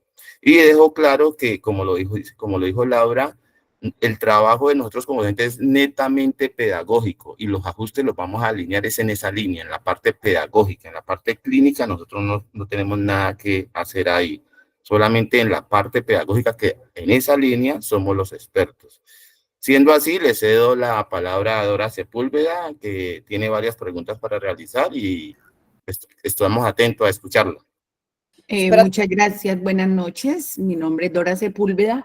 Sí, mis inquietudes son completamente de conocimiento con respecto a la educación en otros países que veo que ha tenido más éxito que acá. Acá parece que estamos dando pasos de ciegos y estamos al final maestro cuando el muchacho no aprende, porque no nos digamos bobadas que en un grupo donde tenemos 35 estudiantes y tenemos 6 y 8 estudiantes con especialidades, por más que el maestro lleve un plan pedagógico, 8 o 10 planes pedagógicos, eso es un desgaste, es una falta de respeto con cualquier maestro, con los salarios que hay aquí en Colombia, viendo uno que en otros países hay unos maestros especiales para cada uno de estas problemáticas de los estudiantes. Y aquí nos hemos echado a la carga todos y sí, calladitos nos llevan así como un esclavo. Para mí me parece que están esclavizando mucho al maestro en esta profesión y todo el mundo callado y por ahí, ese es el camino, hay que ir por allí. Uno para responder bien una de esas, claro, responde amañadamente, pero honestamente ese no es un trabajo de un maestro para que saque un buen desempeño en unas pruebas IFES, que es con lo que realmente al final nos califican. Gracias. Sí, señora, es correcto. Así como le mencionaba al inicio, a veces tenemos allí en esta normativa el mundo ideal y vamos a ver, y hay muchas garantías que aún no se otorgan desde el plano gubernamental. Entonces, sí, pues es mirar pues que los exámenes va a salir mucho de cómo sería lo correcto, lo que está en el papel y la realidad pues va a ser otra. Entonces, muchas veces sí sucede eso y nos falta mucho aún también como Estado. Pues yo estoy aquí en el nivel, digamos, de secretaría, pero ya no estoy manejando pues esta parte, pero sí se nota realmente las falencias que aún tiene el Estado colombiano en el tema que usted habla, profe Dora. Bueno, entonces es como poder hacer esa reflexión y también mirar qué elementos nos llevamos pues allí también para el examen. Ok. ¿Quién soy guía? Sí, le damos la palabra a la compañera Angélica Niño y posteriormente vamos a leer el chat y continuamos con Luis Fernando. Sí, buenas noches compañeros y Laura, muchas gracias por la charla.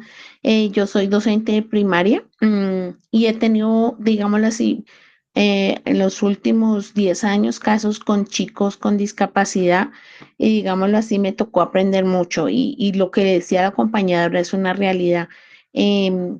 Se crean unas garantías hace muchos años con una ley, la 1421 y una serie de decretos para favorecer ese tipo de población que me parece formidable, pero se les olvida que, por ejemplo, hay chicos que realmente requieren de una educación especial, porque, ejemplo, yo ahorita estoy en Felidia y hay un chico ciego, él ha perdido la oportunidad de aprender braille y de desenvolverse con su discapacidad visual en los espacios, porque no tuvo la oportunidad de ir a un ciegos y sordos, por ejemplo, pero se ha educado en el colegio y los maestros han empeñado, se han puesto la tarea de tratar de darle lo que mejor pueden dar, porque en Colombia los maestros no nos formamos para atender este tipo de población. Por eso existían hace mucho tiempo las licenciaturas de educación especial, precisamente para atender esta población.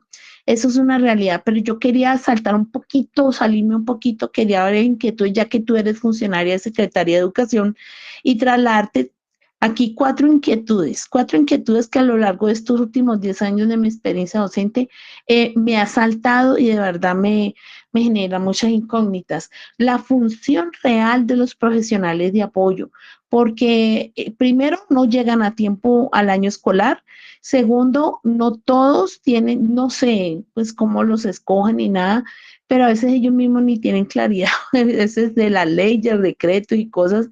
Unos son fonoaudiólogos, otros son, ¿cómo es que llama? De terapia física y así, diferentes profesiones que tienen que ver con problemas de discapacidad, pero que en el fondo no es. Entonces, ahí sí no se tiene clara en las instituciones la función real del profesional de apoyo. Hasta dónde tienen alcance ellos.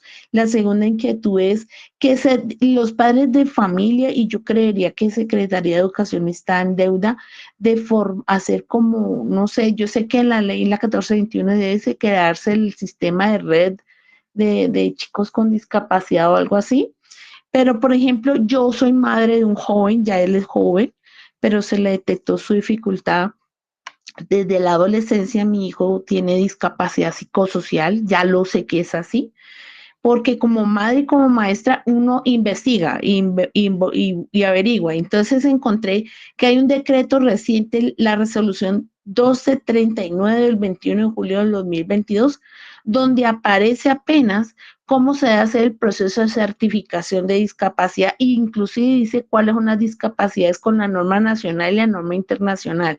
Y yo como madre y como maestra me doy cuenta que los padres de familia no saben esto. Ellos desconocen cómo se hacen los procesos de certificación de discapacidad y muchos jóvenes están perdiendo, muchos niños, la oportunidad de ser certificados para recibir los beneficios y el reconocimiento respectivo. La tercera inquietud, que también es interesante, que quiero participarles, es como la que es la promoción de los chicos con discapacidad, la promoción al siguiente año, porque eso pareciera que no, páselo, pero resulta que el PIAR, y por eso entendí muy bien ahorita que lo explicaste, porque yo pues me ha tocado diligenciar varios, si lo que uno coloca diligencia del alcance que tiene un chico con discapacidad, de acuerdo a su discapacidad, ese chico no cumple eso, sí puede, ese chico no puede ser promocionado haciendo un debido proceso. Y muchas veces ese proceso de promoción es como rapidito y salgamos de él. Y la cuarta inquietud es cómo se diligencian los PIAR. Ahora creo el formato está un poquito más complejo, lo veo un poquito más complejo. El anterior era, inclusive yo aprendí a diligenciarlos con una profesional de apoyo que hace muchos años trabajó en un colegio donde yo estuve antes y yo le aprendí a ella. Y uno de partir de realidades, ¿no? Entonces sí debe haber más capacitación en esto. Esas son como mis inquietudes. Muchas gracias y muchas gracias por la charla. Ok, Angélica. Bueno, con todo gusto. Anoté dos inquietudes de todas. Una, las funciones del docente de apoyo y el otro, el diseño del PIAR, ¿cierto? ¿Las otras dos Sí. cuáles eran? Sí. Las otras eran el desconocimiento que tienen los padres de familia para hacer el proceso de certificación de discapacidad. Muchos padres no saben esto. Yo por lo menos lo estoy aprendiendo ahora. Ok, listo. Ok, bueno, entonces en las funciones del profesional de apoyo, allí ya hay un documento del Ministerio de Educación donde establece pues estos parámetros y estas funciones, sí, porque realmente el profesional de apoyo que se aporta desde Secretaría de Educación es una persona contratista, pero la ley también da la opción de que sea docente de apoyo, es decir, que tenga un nombramiento por planta temporal. Entonces, bueno, allí ya vienen funciones, ¿sí? Normal, pues aquí esas funciones se traducen a obligaciones contractuales, pues en el caso de los profesionales contratistas. Pero mira, hay tres aquí que están importantes. Este documento también de las funciones se los voy a compartir a Carmenza y a Giovanni para que lo repliquen entonces con ustedes y puedan leerlo más a profundidad. Las funciones del docente y la presentación también de ahorita. El propósito principal del maestro de apoyo, del docente de apoyo, es acompañar pedagógicamente a los docentes de aula que atienden niños, niñas, adolescentes, jóvenes y personas adultas con discapacidad. para lo cual deben fortalecer los procesos de inclusión y equidad en la educación a través del diseño, acompañamiento a la implementación y seguimiento a los planes individuales de ajustes razonables. Entonces, allí es acompañamiento. Y consolidar y refrendar el informe anual del proceso pedagógico o de competencias. Entonces, debe trabajar también con la gestión académica. Fortalecer el trabajo con familias, las relaciones interinstitucionales, la sensibilización y formación de docentes, los ajustes institucionales para garantizar la atención. Cuando yo les hablaba de toda la cultura de inclusión, entonces él debe ser un promotor de esa cultura inclusiva. Entonces, poder participar en los comités que hace la institución, en las mesas de trabajo por gestión escolar, por gestión administrativa, gestión comunitaria, poder establecer entonces también ese acompañamiento a familias y a los docentes en la formación, también de todo este tema de educación inclusiva. Esa es como su función, y ahí para allá pues hay otras funciones por cada gestión. Entonces este documento lo pueden leer a profundidad, donde están sus funciones. La otra era el del tema de certificación de discapacidad. Esa certificación de discapacidad lamentablemente también es una limitación en recursos. Normalmente le dan una bolsa de dinero, entonces le dicen, esta plática es para la gobernación, aquí en Cali llega por la gobernación, y la gobernación le da esta plática al municipio para certificar. Entonces sacan una convocatoria, dan unos lineamientos, y las personas pues van y hacen su proceso de certificación, y muchas veces pues quedan personas pendientes por certificar porque no se logra pues cubrir la certificación de todas. Pero la idea es que por lo menos puedan hacer el proceso con salud para que queden allí como documentos en que está en trámite esa certificación de discapacidad, porque pues sí eso es una obligación del sector salud, y entonces sí las familias pues lo deben hacer, y ya hay mucha pedagogía de pronto desde la alcaldía en la certificación, de pronto es como mirar también dónde la buscamos y la replicamos. Y el diseño del PIAR también, en la otra pregunta que me hacía era del documento. Bueno, esta versión que yo les presento es una versión última del ministerio, pero como les decía, no tiene que ser camisa de fuerza de todo como está allí. Ustedes pueden decir, no, yo trabajo con la versión anterior o con una versión que me funciona, y ya es también que esos acuerdos se establezcan en la institución con el rector o con el comité académico, comité que de pronto revisa los PIAR, o de pronto si el comité se da desde el sistema de evaluación institucional, poder llegar a acuerdos en cómo va a ser el formato, pero la idea sí es que sea unificado por lo menos por establecimiento educativo, ¿sí? Pero no es casarse con un formato que tiene que ser tal cual, sino poder decir, bueno, este me sirve y también le puedo hacer estas adaptaciones, pero efectivamente que cumpla con los parámetros de salud, de identificación familiar y todos los ajustes que están allí. Listo, esa sería la respuesta. Muchas gracias, Laura, por esa Muchas respuesta. gracias. Voy a pedirle a los compañeros que van a continuar participando ser más breves para darle la oportunidad a todos, que es de gran importancia que todos y todas participen. Voy a leer una pregunta que hay en el chat y posteriormente le doy la palabra a la misma persona, Mavi Zúñiga. Dice Mavi Zúñiga, pero ¿qué pasa cuando ese estudiante depende totalmente del docente hasta para ir al baño? ¿Debe dejar a los otros estudiantes? La pregunta la hace Mavi Zúñiga. Si está ahí, por favor, Mavi, te escuchamos porque ahorita levantaste la mano. Hola, buenas noches. Sí, escuchando a Laura Barajas, pues uno entiende que eso está escrito, es el decreto, es lo que mandan a los docentes. Sin embargo, la realidad a la que se enfrenta el docente es otra bien tenaz. Yo hago parte de un comité, el Comité de Inclusión de la institución, y uno se ve enfrentado a diversos casos, como por ejemplo, los padres se niegan a medicar al niño, que ya el neurólogo le ha dicho que debe tomar ciertos medicamentos, los envían en ese estado a la institución, y son niños que son supremamente agresivos. Entonces uno entiende que la educación es un derecho, pero ¿qué pasa cuando ese derecho entra a violentar al de los demás? Eh, por ejemplo, el niño que acabo de mencionar llega entonces muy agresivo, agrede a los compañeros. Incluso eso puede llevar a que el padre decida que es mejor sacar a su hijo, el chico que va, digámoslo, regular, pues el chico que es regular, que no tiene la barrera de aprendizaje. Entonces siento que es un panorama muy complejo y que nos están dejando a los profes prácticamente solos. Yo entiendo que esta es una capacitación pues para hablar de lo que nos vamos a enfrentar en la evaluación, pero haciendo una reflexión de lo que vivimos los docentes, pues siento que de verdad que es bien, bien tenaz. Y aparte de lo anterior, yo lo escribí allí en el chat también, suele suceder, nos pasa a nosotros, el profesional de apoyo ya llega prácticamente a cerrar el año y vuelve a reincidir en lo que ya el anterior a él trabajó. Entonces, sí, es una cuestión muy, no sabría, muy a veces hasta desesperanzadora, porque uno ve que, como decía la compañera Dora, todo termina recayendo sobre el docente de aula. Muchas gracias. Sí, profe, tiene toda la razón y allí es importante porque pues yo también me presenté al concurso pasado, concurso docente para un cargo de docente directivo y habían unas preguntas así, o sea, que a uno lo ponen como en jaque, ¿no? Porque, bueno, si tiene un estudiante con discapacidad y lo pone a jugar con discapacidad visual y usted lo quiere integrar en un partido de fútbol, ¿cómo lo haría? Entonces hay cosas que a veces que uno dice, pero esto, ¿de dónde? Entonces son cosas así que también pueden salir en el examen y es muy importante que usted acá también lo mencione.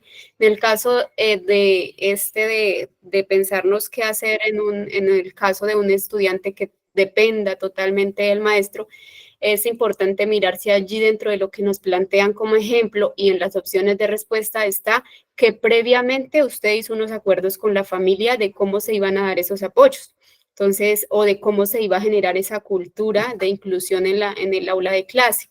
Entonces, es mirar si allí dentro de las opciones, pues está que hay unos acuerdos, que hay también un apoyo desde la institución, entonces se pueden rotar con otro maestro, se pueden dejar los grupos de estudiantes allí mientras uno acompaña al estudiante al baño. Entonces, allí es mirar cómo se trabajó la cultura inclusiva en la institución y cómo se hicieron acuerdos también con la familia, porque la familia puede decir, no, yo voy por periodos, por el descanso y saco y llevo al niño al baño de manera que las 2 horas de clase permanezca en el salón y el maestro no tenga que desplazarse al baño, ¿sí? Entonces son acuerdos que se consignan en el PIAR y eso es importante que en los casos que salgan así las preguntas, siempre pensar en que hubo previo una valoración y un acuerdo con la familia o un acuerdo también institucional para atender esos casos difíciles, ¿sí? Porque eso puede salir en los exámenes y a mí me salió y yo quedé como, bueno, entonces, ¿qué se hace? Sí.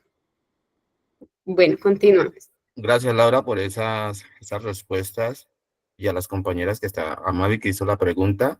Bueno, le damos la oportunidad, le cedemos el turno a Luis Fernando. Luis Fernando.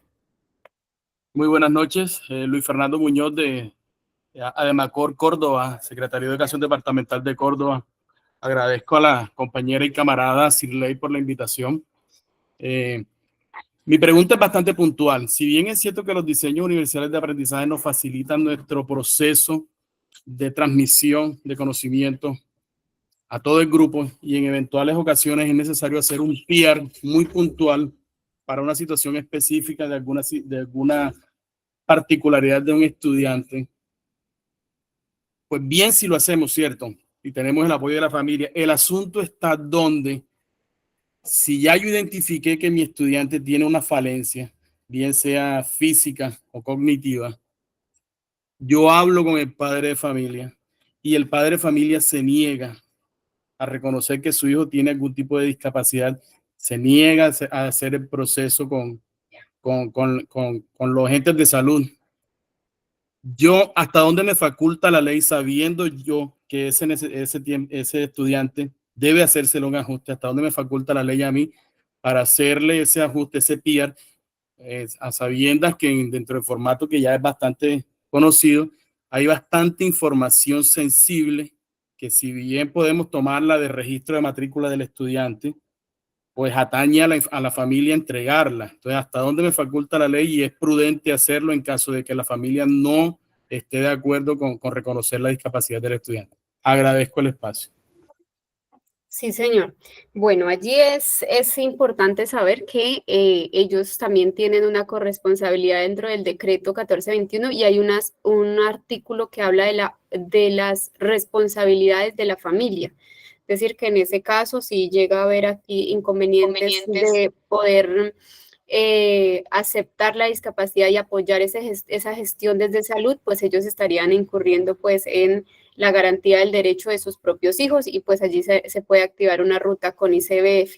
¿Qué sí se debe hacer? Pues es hacer todo el debido proceso de, como yo les decía, desde el inicio de que el estudiante llega a la institución, de poder orientar a la familia qué debe hacer, de tener su diagnóstico y de acompañar también desde el CONCE o del SECO que ustedes manejan en las instituciones, la parte psicosocial, de poder trabajar con la familia, entonces hacer también como un encuentro, una reunión donde se pueda mirar qué aspectos se deben hablar con los padres de familia para aceptar la discapacidad. Entonces, allí sí es un trabajo ya más conjunto como institución.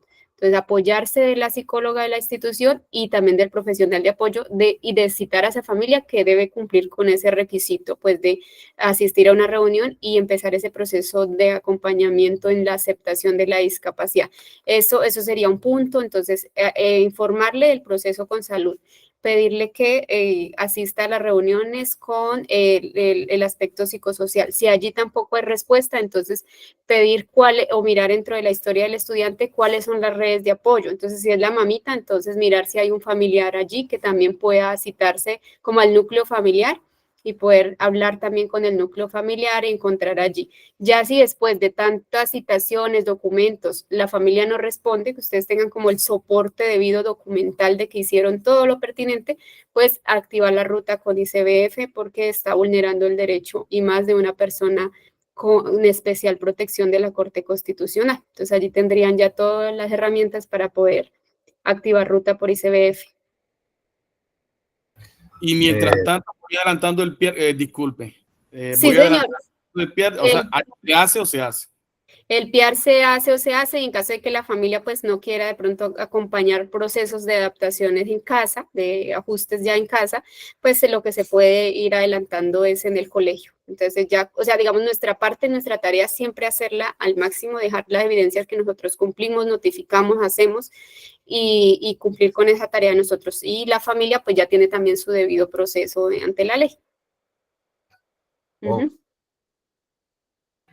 Ok, Laura, excelente respuesta porque eso está sucediendo, a la pregunta que hace Luis Fernando Muñoz, está sucediendo frecuentemente en las instituciones. Y dejar claro pues que hay que seguir una ruta, o sea, el conducto regular que es relevante pues para evitar malos procesos y tener inconvenientes como instituciones educativas. Parece muy puntual la respuesta y siguiendo los conductos regulares que son bastante relevantes en estos procesos de inclusión. Le cedo el turno a Limbania Palacios.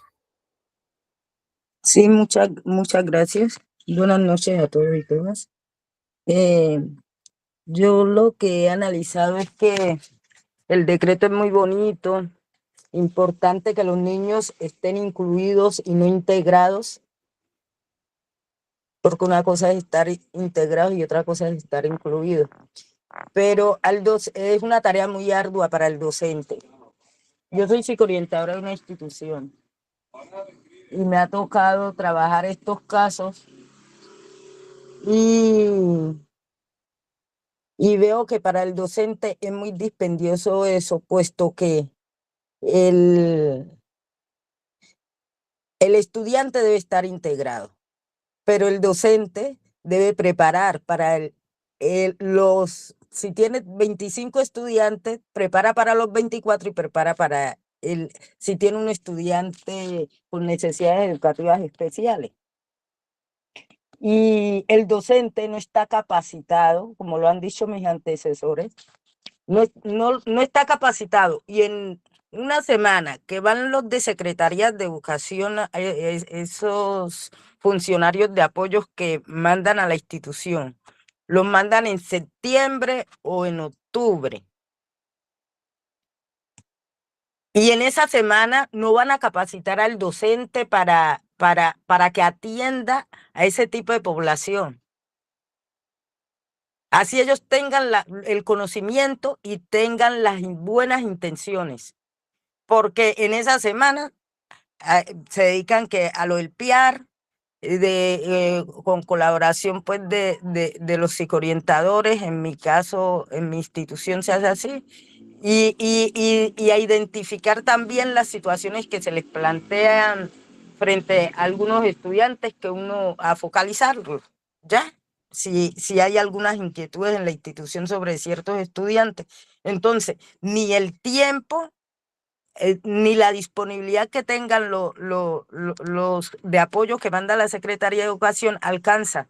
Entonces yo creo, para mí es un sofisma que sí, es bonito el decreto, pero no es aplicable porque es que el Secretario de Educación manda a unos funcionarios una semana y finalizando ya el año escolar, y al año siguiente pasa lo mismo. Y yo en las capacitaciones donde he estado siempre he expuesto esa situación, porque eso debe ser un proceso continuo donde se le hace seguimiento a ese proceso. Inclusive yo a los docentes de mi institución yo les decía, la idea no es que pasen el niño con necesidades educativas especiales de un grado a otro. Si es un niño que las dificultades son muy profundas, hombre, por lo menos si es, pero a pasarlo a segundo, por lo menos tiene que saber que durante el año aprenda las vocales. Pero ¿cómo pasamos a un niño a segundo sin saber si siquiera las vocales? O siquiera una vocal, pues. Algo tiene que haber avanzado el niño para promoverlo de un grado a otro. Entonces yo creo que ese tema es bastante complicadito si uno lo analiza a profundidad. Entonces yo no sé ahí cómo van a hacer desde el ministerio, porque para mí para mí eso no está funcionando. Porque a la niña esta que estaba exponiendo, dice, sí, se activa la ruta, porque uno tiene situaciones donde el estudiante se llama al padre, mire, hay que traer los diagnósticos del médico, que coja la cita, se le ayuda a buscar la cita. Con este problema de la salud, uno para coger una cita es bastante dispendioso. Resulta que el papá no tiene para los pasajes, porque si es terrestre, ya no le dan pasajes, si uno está en un municipio, la EPS no da pasajes. Entonces es complicado por muchas situaciones. Entonces es mi inquietud frente a esa situación del 1421. Sí, señora, toda la razón. Allí como para de pronto tomar elementos importantes para la prueba, de lo que habla la profe Limbania, le pueden salir preguntas así del tema de formación, bueno, usted está en una institución educativa X y tiene tantos estudiantes con discapacidad. En temas de formación, ¿usted qué consideraría que es lo correcto? Entonces allí es importante recordar que pues eso puede salir y efectivamente hay muchas debilidades en la formación docente y más el acompañamiento. Yo creo que no tanto la formación de pronto magistral y de teórica, conceptual, sino más el acompañamiento de cómo hacerlo allí en terreno. O sea, de pronto no lo tenemos, no se brindan esos espacios y ese acompañamiento de venga, lo hacemos y lo hacemos así, seamos más prácticos. Entonces, eso hay debilidades, eso sí es consciente que no solamente en Cali, sino en territorio nacional puede haber mucha debilidad. Pero entonces les van a salir preguntas así. Entonces, ustedes allí es pensarnos que dentro de las competencias, dentro de las funciones de los docentes, también están unas competencias comportamentales y hay una que es el aprendizaje continuo o la autoformación. Esos son puntos muy importantes cuando un docente lo hace por sí mismo. Entonces, bueno, yo les digo pues en términos de lo que le puede salir en un examen y lo que le digo sería lo ideal, pero es importante también mirar que si salen este tipo de preguntas, pensarse en que el ministerio siempre va a querer que usted haga una autoformación, que esté en aprendizaje continuo, que esté buscando las herramientas un poco más allí autónomas, un poco más. Entonces, podría mirarse también que allí pues la pregunta y las inquietudes desde el examen pueden darse en esa medida para la formación. Entonces, a veces es mirar que esas estrategias se pueden hacer desde lo individual y también desde lo colectivo en la institución, aprovechando los recursos que tiene la institución. Si de pronto hay un maestro que tenga una maestría en educación inclusiva, entonces aprovecharlo, pedirle que comparta sus conocimientos, cosas así pueden salir. Entonces, es importante tener como estas claves, porque a veces uno se queda como que, ay, no, pero es que el gobierno no nos da, pero el deber ser, pues, digamos, de la norma sería ese, como poder buscar esa autoformación. Lo otro es que también lo mencionaba la profe en el tema de los logros, de las metas de aprendizaje de un estudiante con discapacidad. Obviamente estas metas no se van a alcanzar en igual medida con un estudiante pues regular, un estudiante pues que tiene su desarrollo óptimo. Entonces, lo que sí, porque habrán estudiantes con discapacidad que incluso van en un grado escolar y tienen que retomar un aprendizaje del año anterior. Es decir, en este año ya están viendo sumas, pero tuvo que volverse a mirar unidades y decenas. Entonces, allí tendríamos que mirar que para ese primer periodo la meta de aprendizaje es aprender unidades y decenas, ya no nos vamos con sumas, así el de todo sea de sumas. Entonces, podemos, digamos, retomar cosas, reforzar aspectos anteriores, pero eso no quiere decir que el estudiante se devuelva al año anterior, sino que usted plantea unas metas y como esas metas sí se colocan en el PIAR, entonces se respeta lo que se puso en el PIAR como acuerdos y a partir de la observación del maestro. Entonces, si hay que reforzar, lo hacemos y por eso hablamos de ritmos. Entonces, ya logramos unos mínimos en ese grado escolar y así mismo va pasando, pero son mínimos que van de acuerdo al ritmo del estudiante. No todos los estudiantes con discapacidad van a salir leyendo y escribiendo en su 11. Entonces, allí la educación inclusiva nos invita pues a mirar esas otras potencialidades y habilidades que tiene el estudiante. Pues bueno, eso también puede salir del examen, entonces es importante decir que ellos no están rezagados en aprendizaje, sino que van a su ritmo, a su propio ritmo y estilo de aprendizaje. Ok, gracias Laura. Espero que con eso haya quedado claro para la orientadora Limbani. Mire, bueno, como ya nos pasamos del tiempo, porque era hasta las 8:30, no sé qué tanta disposición de tiempo tenga Laura Yamilé. Voy a leer el chat y posteriormente le doy la palabra a Ale Javier para ir cerrando. ¿Listo? Entonces dice Edgar Gil Velasco. Curioso que las pruebas estandarizadas no apliquen como valoración pedagógica para los estudiantes en condición de discapacidad, pero algunos honorables senadores pretenden que esas pruebas sean claves para evaluar el trabajo pedagógico de los docentes, incluyendo estos casos especiales. En lo que conozco, poco se trata del tema de la inclusión de los estudiantes con capacidades y habilidades excepcionales. Puede aparecer preguntas al respecto, habría una charla al respecto, no nos van a compartir. Bueno, hace esas 3 preguntas. Pueden aparecer preguntas al respecto en cuanto a las habilidades y talentos excepcionales. Si vamos a proyectar una charla, pues vamos a ver cómo lo hacemos y nos van a compartir, me imagino que la información. Ahí le hago una sugerencia a Laura Yamilé sobre ese nuevo documento para que envió el Ministerio de Educación Nacional sobre el PIAR. Me interesaría mucho conocerlo por Carmenza o por Luis Fernando, que nos lo haga llegar, por favor. Bueno, el nuevo formato, la última versión, que esa está como desde el 2022. Okay. La versión 15, sí, la hago llegar. Bueno, frente a lo que dice el profe, pues como les decía, la educación inclusiva recoge muchas otras poblaciones y dentro de esas están los talentos excepcionales, que también pues allí eso amerita una charla también amplia para poder mirar aspectos allí muy importantes. El tema de coeficiente intelectual, por ejemplo, que se mira allí, ese es un aspecto que es un mito que se ha tenido para los talentos, también es algo que no es relevante para un talento, una capacidad excepcional, pero sí la podríamos mirar de pronto otra charla un poco más cortica del tema de talentos, así como en forma general, porque sí les va a salir definitivamente, porque esto es educación inclusiva y la educación inclusiva, como les dije, son todas estas poblaciones que están allí, entonces sí puede salir en el examen. ¿Y cuál era la otra pregunta? Bueno, que si miramos la charla, sí, podríamos mirarla. Ujú.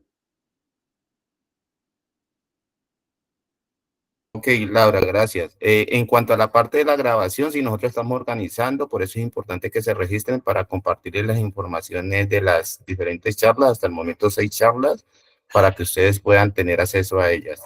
Y le cedemos el turno a Ale Javier. Ale Javier, no tienes el micrófono activado. Liz, activa el micrófono. Alex, ¿puedes activar el micrófono? Ya, Buenas listo. noches, buenas noches. Buenas noches. Sí, Buenas noches, Alex, profe Alex. agradecerle pues estos espacios de formación. Ojalá que más allá de una prueba que tengamos nosotros en agosto, pues se sigan dando durante el año y todos los años, porque uno aprende todos los días.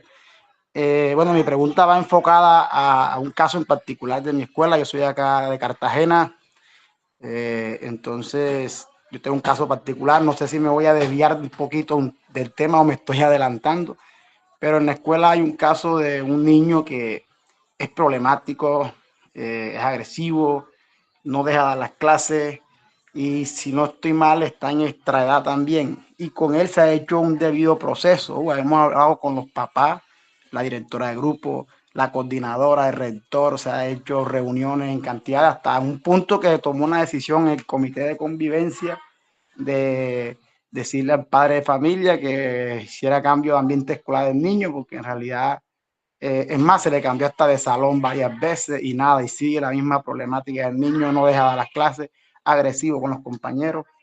Y la mamá creo que metió una acción de tutela o habló con la UNALDE, creo que habló con la UNALDE, entonces la UNALDE llamó al rector que tenían que nuevamente reintegrarlo.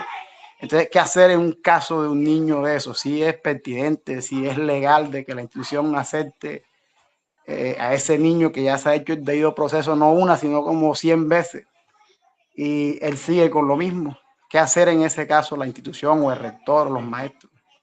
Muchas gracias por el espacio.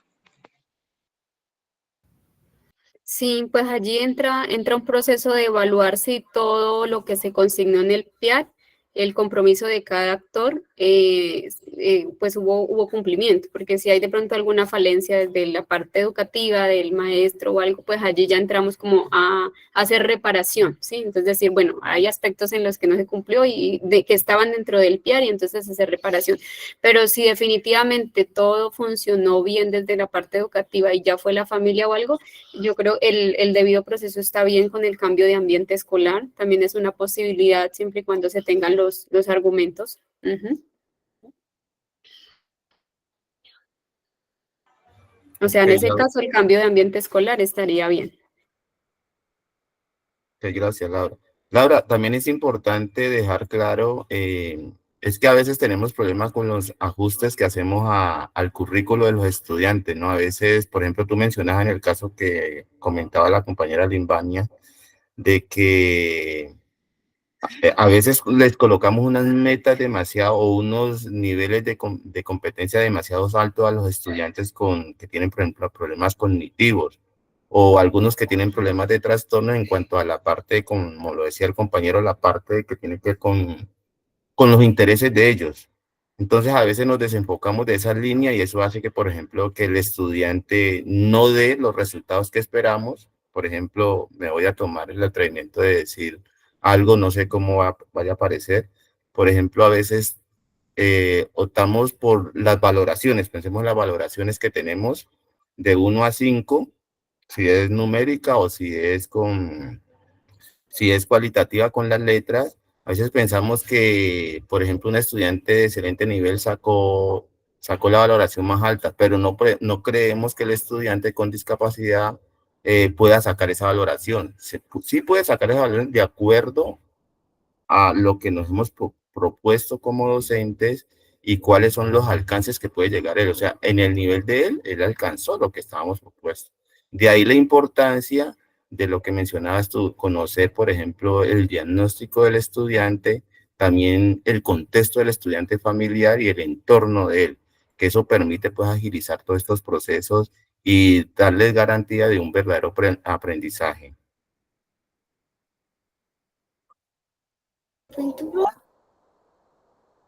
Sí, es correcto. Digamos, otro aspecto importante allí cuando hablamos de las metas o de las expectativas de aprendizaje es a veces pensarnos también en facilitarle muchas cosas. Decir, bueno, este estudiante como tiene una discapacidad, yo solamente le pongo una actividad por clase. Y no permitir también que haya un esfuerzo y que haya un avance. Entonces, importante tener en cuenta eso, que hay expectativas, pero también que no se vayan al extremo de las muy altas, ni tampoco a cosas básicas en las que tengamos entretenido al estudiante y ya, sino que siempre haya también un nivel de progreso, que lo podamos medir en el PIAR y decir, bueno, pero es que en el primer periodo avanzó esto, ahora le vamos a exigir un poquito más. O sea, el hecho de que tenga discapacidad no quiere decir que no se le pueda exigir un poco también, un poco más en cada logro que alcanza. Ok. Gustavo Herrera en el chat escribe que es muy cierto, de entrada lo digo, dice, la educación inclusiva casi siempre se dedica a la discapacidad, pero se frena un poco con los estudiantes con talentos especiales y más cuando se tienen muchos estudiantes. No sé si vas a comentar algo al respecto, Laura. Sí, sí, suele pasar, sí, claro, y la discapacidad a veces opaca el talento, entonces suele pasar, y más es cuando son grupos grandes, porque no nos podemos de pronto dedicar a potenciar ese talento por atender a veces la discapacidad, sí, suele ser así, pero pues, bueno, en el mundo ideal del sistema educativo y de nuestro decreto, allí pues llegarán de pronto inquietudes en cómo atender grupos de pronto de estudiantes, pensarnos en que todo es una riqueza que se va a encontrar en el aula y vamos a aprovechar los talentos para combinarlos pues con algunas habilidades que también tenga el estudiante con alguna diversidad. Entonces, como pensarnos en eso. Pero sí es una dificultad. Continuamos. Agrego algo ahí, Laura, no sé si estás de acuerdo conmigo. Normalmente estos estudiantes a veces la escuela les incomoda, ¿no? Porque hacen una actividad, la hacen súper rápido y ya no saben qué hacer, y si nosotros no tomamos buenas decisiones, pues el estudiante se nos va a volver un problema, ¿no? En el aula escolar, porque Sí. no le damos el nivel a él. Sí, hay aspectos que allí ya se pueden desencadenar, es de esa falta de atención. También hay muchos chicos con talentos excepcionales que requieren también un apoyo social, que a veces ellos también se centran como en sus cosas y se les dificulta mucho la socialización o el aspecto ya más de integración con otros grupos. Entonces, hay cosas que uno debe también darle la atención a los chicos con talentos, pero sí, a veces se dejan de lado por atender la discapacidad, pero sí es correcto lo que dices. Bueno, hasta las 9 puedo acompañarlos, que ya aquí mi hija me está. Sí, ya estamos en el cierre, Laura, ya son falta un minuto, no sé a qué conclusiones quieres llegar, aunque está Gustavo Herrera levantando la mano, pero ya la compañera pues nos dio media hora de su tiempo. Agradezco mucho pues su participación, su dedicación por este tema que es bastante interesante, tanto para todos los profesores que estamos aquí, que vamos a presentar la evaluación, y lo que vivimos en la vida real, ¿no? En el contexto de la escuela, en las diferentes instituciones educativas. Y es un tema, aunque a usted no le ha tocado, pero en algún momento de su trabajo le va a tocar. Entonces es bueno estar al día con estos temas, estar en formación continua y siempre pues en procura de brindarle una mejor orientación a estos estudiantes para hacerles la vida más viable, más asequible, y que se sientan en una interacción con los demás compañeros. Me parece bastante relevante esa parte, ¿no?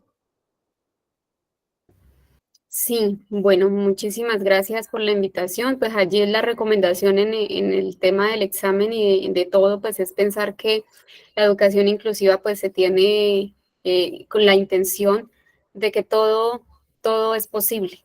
Todas las personas van a alcanzar sus logros personales a la medida de ellos. Entonces, siempre pensarnos que cualquier pregunta que salga en la posibilidad de que sí se puede dar, de que sí van a existir apoyos y ajustes razonables para ellos y que todos van a lograr el aprendizaje y lo que decíamos al inicio con el objetivo de desarrollo sostenible, pues tener una trayectoria completa, una educación para todos y todas hasta el ciclo último pues del nivel universidad. Eso es lo que busca también, que que se proyecte hasta ya el nivel universitario y pueda tener una carrera y tener su proyecto de vida una persona con discapacidad. Entonces, espero que pues les vaya muy bien, todos logren como sus objetivos aquí planteados, y estaré allí con Giovanni, como acompañamos también la Red Gira, entonces poder allí desde ese liderazgo acompañarlos en otros procesos y estar ahí muy atentos. Muchísimas gracias. Vale, Laura, no te quitamos más tiempo. Has sido supremamente generosa porque la charla estaba hasta las 8:30, hasta las 8 estuviste con nosotros, hasta las 8:10 hablándonos, una charla de 1 hora. Has atendido a los compañeros de la mejor manera. Muy chévere todo, has superado las expectativas. Gracias por tu organización y por tu disposición de estar a esta hora, de darnos unas horas de tu vida y de tu familia a nosotros. Entonces, desde Acieva, estamos gratamente agradecidos contigo y esperamos contar contigo para próximas charlas. Así es, muchísimas gracias. Una feliz noche para todos y todas.